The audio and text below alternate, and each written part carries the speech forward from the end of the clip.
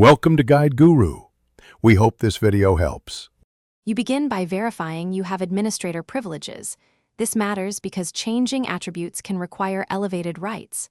Open File Explorer and navigate directly to the folder path. Don't guess.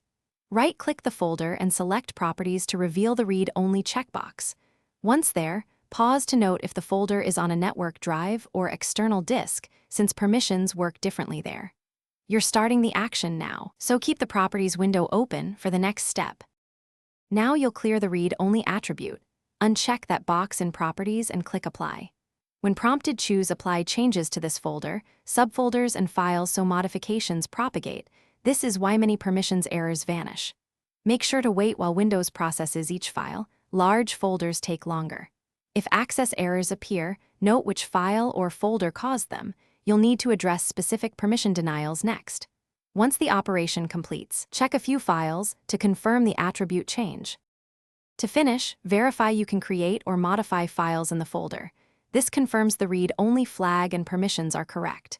If you hit Access Denied, open the Security tab to grant your user full control, or run an elevated prompt and use Tacone and iCackles to take ownership and reset permissions. This explains why read-only sometimes persists. Once done, test again by saving a document. Troubleshooting tip: if propagation failed, repeat Apply and check the specific files listed in the error. Thanks for watching. Consider subscribing if we helped you today.